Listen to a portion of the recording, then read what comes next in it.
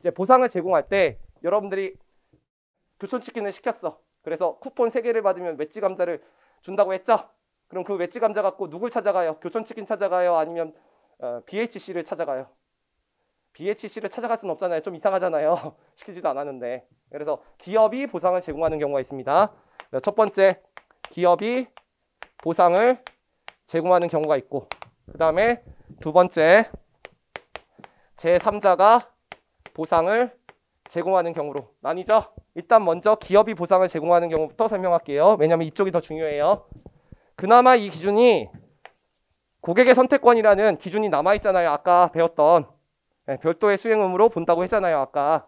그러니까 그것과 연관시켜서 이쪽이 더 출제 가능성이 높고, 그래서 회계사 1차 시험에도 이게 나왔고 이따 풀어줄 문제도 이게 나왔어요. 이쪽이 더 중요해요. 내가 물론 이쪽도 가르치겠지만. 그러면 대충 뜻은 이거예요. 기업이 있고 그림 다 있어요. 책에. 고객이 있어요. 그러면 기업이 고객한테 재화나 용역을 공급합니다.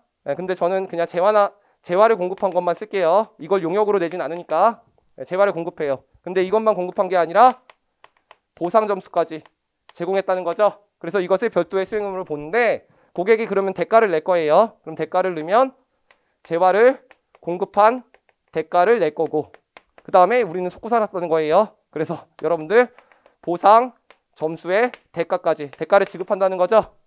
그런 다음에 고객이 포인트가 쌓여요. 그래서 포인트 쿠폰이 3개 모이면 누굴 찾아간다고요? 기업을 찾아갑니다. 그쵸? 네, 그러면 보상 점수를 제시합니다. 그러면 이 기업이 고객한테 직접 보상을 제공하니까 기업이 보상을 제공한다는 거죠. 그래서 이거에 보상을 제공하는 거죠. 지금 우리가 배우는 거는 이걸 배우는 거예요? 이걸 배우는 거예요? 이건 틀리면 때릴 거예요. 이건 한 시점에 이행하는 수행 의무니까, 만약에 여러분들이 요게 9만 원이고 요게 만 원이라고 하면 요건 X1년 초에 재화를 공급했다 그러면 X1년 초에 전액 인식하시면 되는 거야. 우리가 배워야 될 건 이 보상 점수를 제공하는 것을 어떻게 수익으로 인식할까, 이걸 배우는 거죠. 됐어요? 그러면 이거는 여러분들 보상을 10,000포인트만큼 제공을 했어. 그러면 X1년도에 여러분들이 그걸 다 씁니까? 쿠폰을 모아야지 써요. 쿠폰을 모아야지 쓰죠. 그럼 보상을 제공할 때 통제를 이전하는 시점이 언제예요? 여러분들이 쿠폰 3개를 모아서 내가 웨지 감자를 주는 시점. 뭔 말인지 알겠어요? 네. 그러니까 이거는 뭐가 되는 거예요? 기간에 걸쳐 이행하는 수행 의무가 되는 거예요. 따라서 진행률 기준으로 수익을 인식해야 됩니다. 그러니까 총 보상 회수 점수분의, 자, 우리 진행률을 쓸 때는 항상 무슨 진행률로 풀어야 된다고 그랬어요? 누적 진행률. X1년도가 30%고 X2년도가 80%면 숫자가 앞에 있는 수익 금액이 바뀔 수 있기 때문에 전체 금액 80%를 구해놓고 전액 금액을 빼줘야 되죠. 왜?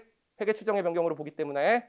이미 인식한 유의적인 부분을 되돌리지 않으려면 진행률은 항상 누적으로 풀어야 됩니다. 그래서 누적 회수 점수로 풀어야 돼요. 자, 여기서 되게 중요한 게 있어요. 이게 진행률을 산정하는 방법인데, 내가 10,000포인트를 제공했으면 저는 포인트를 안 씁니다. 알겠죠? 누군가는 쓴다 그랬죠?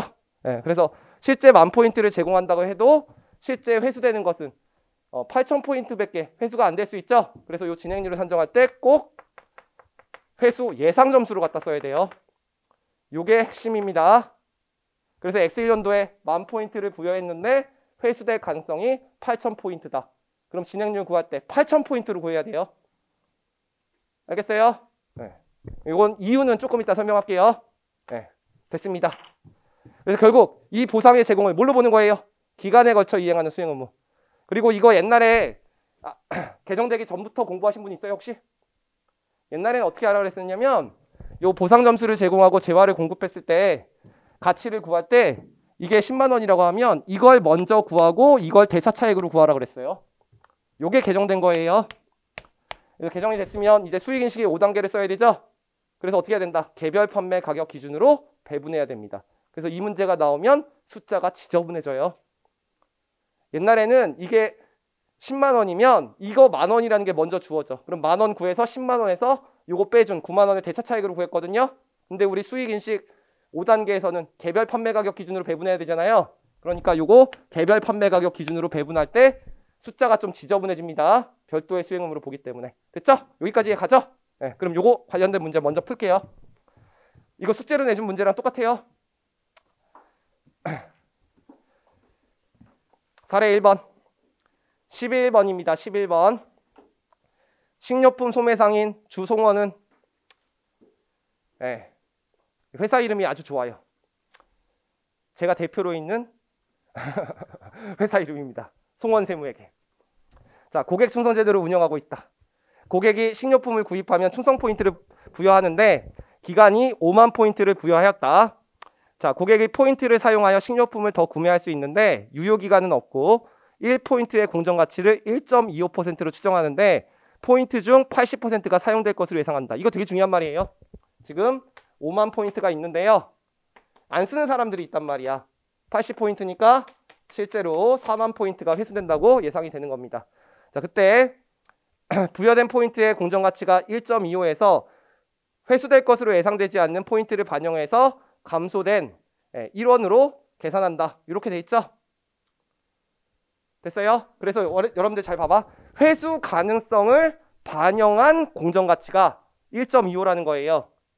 그러면 회수 가능성을 고려하면 4만 포인트 중에 회수 가능성을 고려하면 공정가치가 1.25라고 돼 있죠? 근데 회수 가능성을 고려하지 않으면 이 금액과 이 금액이 똑같이 돼야 되니까 공정가치는 1원이 되는 거죠? 숫자는 똑같아요. 알겠어요? 네, 보통 시험 문제는 이렇게 제시가 돼요. 알겠어요?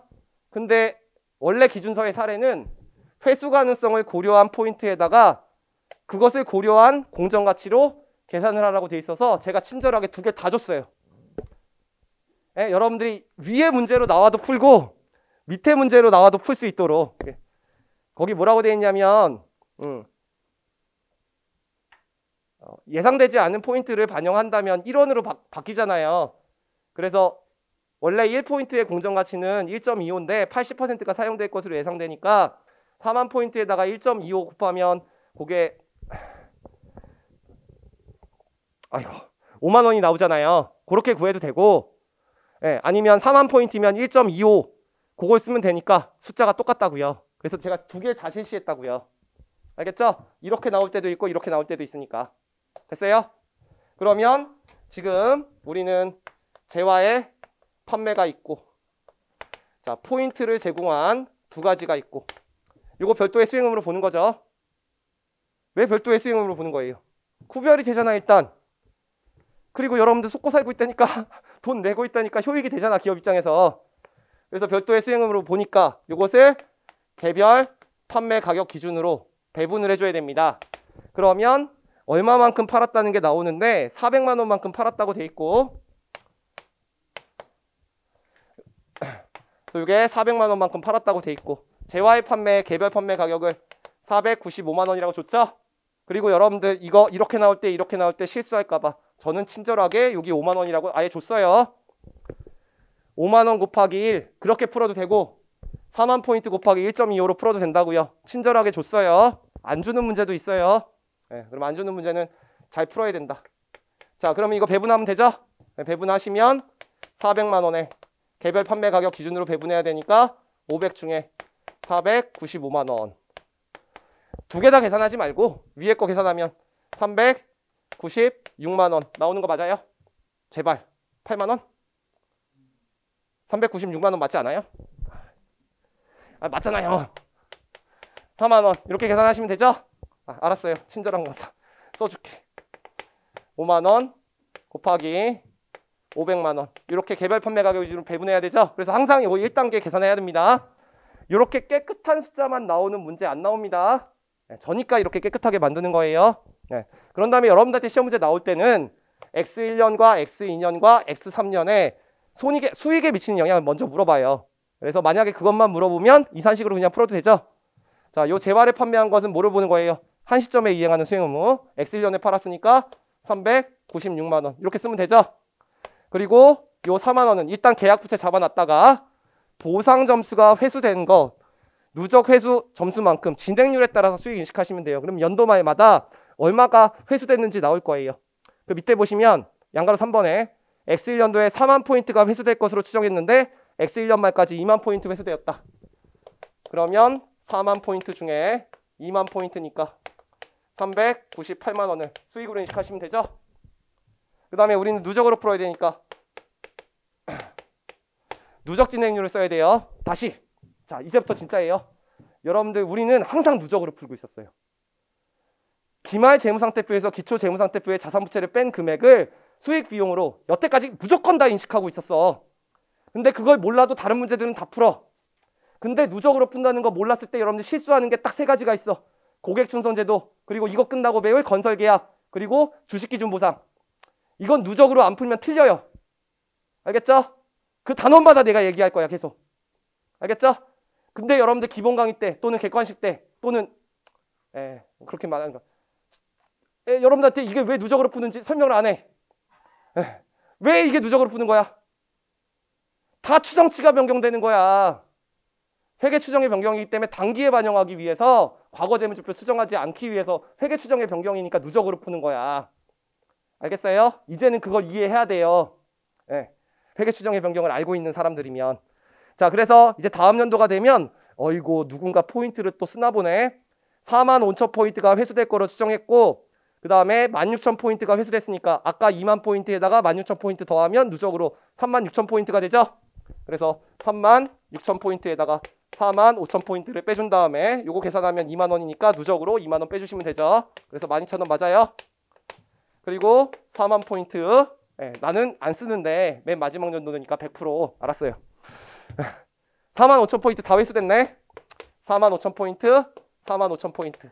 그래서 여기 2만 원과 12,000원 더해주면 32,000원이 되니까 이거 8,000원 더해가지고 3개 더하면 400만 원 나오게 만들면 되는 거죠. 여러분들 이 문제 푼 다음에 꼭 3개 더해보세요. 아니 1초야 1초. 이거랑 맞는지 확인해 보라고. 숫자 검증 한번 해보라고요. 알겠죠? 자, 회계 처리 한번 볼게요. 눈으로 볼게요. 이거는 자, 현금 400만 원입니다. 매출 396만 원. 그리고 일단 계약 부채 4만 원 잡아놓은 다음에 요때 2만 원 수익으로 바꿔주고 다음 연도 12,000원 바꿔주고 8,000원 바꿔주면 돼요. 회계 처리는 할 수 있겠죠? 할 수 있겠어요? 자, 그 다음에 이제 여러분들한테 질문이 들어오는데 일단 두 가지 질문이 들어와요. 첫 번째 질문은 뭐냐면 여러분들 지금 내가 개별 판매 가격이 X1년 초에 계약 개시 시점에 495만 원이라고 했고 이걸 5만 원이라고 했어요. 이 5만 원 어떻게 구한 거죠? 4만 포인트가 회수되리라고 예상해서 1.25 곱해서 이거 5만 원 구한 거죠. 근데 이상하죠? X 2년 말이 되면 45,000포인트로 바뀝니다. 회수 금액이. 그러면 이거 조정해야 되지 않느냐? 그렇게 물어보시는 분이 있어요. 조정해야 돼요? 안 해야 돼요? 안 해야 되는 이유가 뭐예요? 변동대가의 변동은 계약 개시 시점에 거래 가격으로 배분한다 그랬어. 이 사람들아. 계약 개시 시점에 거래 가격이 요거야. 아까 내가 한 문제 풀어준 거 되게 중요하다고 양가로 4번에 4단계에서 표시해 준 거. 그래서 배분 다시 안 해도 되는 거예요. 바뀌어. X2년도에. 이 X2년도에 다시 추정하면 이 금액 바뀌겠지. 개별 판매 가격. 회수될 게 45,000원으로 바뀌니까 나도 아는데 계약 개시 시점 가격 기준으로 배분하면 되니까 숫자 안 바꾸면 됩니다. 두 번째 또 질문 나오는 거. 요거 총 회수 예상 점수로 제가 회계 처리해놨죠. 4만 포인트. 그런데 요거 만약에 5만 포인트로 회계 처리하면 2만 포인트니까 첫 번째 연도에 40% 수익 인식하면 안 되냐. 총 회수, 총 부여된 포인트 점수로 회계 처리하면 안 되냐. 그렇게 질문하시는 분도 있어요. 그렇게 한번 회계 처리해 볼까요? 자, 그러면 X1년도에 몇 프로가 되죠? 40%. 이건 알겠죠? 2만 포인트를 5만 포인트로 나눈 거예요. 그 다음에 36,000포인트를 5만 포인트로 나누면 두 번째 연도에 72%가 되네요. 그리고 세 번째 연도는 포인트의 유효기간이 지나가면 무조건 100%로 바뀌죠. 안 쓰더라도 수익 다 인식해야지. 맞죠? 근데 이렇게 포인트를 쓰면 첫 번째 연도에 50%, 두 번째 연도에 이게 몇 프로예요? 80% 맞아요? 네, 80%. 80% 처리되고 맨 마지막 연도에 100%가 됩니다. 결국 4만 원을 인식하는 건 맞는데 기간 귀속이 바뀌는 거죠. 자, 뭐가 더 이론적으로 우수한지만 생각하면 돼요. 이렇게 총 부여된 포인트로 회수를 하게 되면 맨 마지막 연도에 회수되지 않은 포인트가 한꺼번에 일시에 인식되죠. 기간 기속이 왜곡됩니다. 그래서 예상 포인트를 쓰는 거예요. 이해 가죠? 됐죠? 난 해줄 거 다 해줬어요. 그리고 빨리 푸는 방법도 알려줬고 회계 처리도 보여줬어요. 됐죠? 이게 더 중요합니다. 이건 고객의 선택권과 연결된 문제이기 때문에 충분히 연결시켜서 문제 낼 수 있어요. 아까 뭐 이렇게 8963인가 나온 거 있잖아요. 아까 이 문제 10만 원하고 12,000원 나온 문제. 그 문제 이제 이렇게 개별 판매 가격으로 배분하면 요거는 요게 되는 거고 한 시점에 이행하는 수행 의무가 되는 거고 요거를 이제 엮어서 나오는 거야. 알겠죠? 네. 그래서 요거를 또 뭐 10회 5회, 10회 5회, 10회 5회 나눠주면 연도별로 여러분들이 나눠서 푸는 거니까 원래 그것과 연관된 문제예요. 됐죠?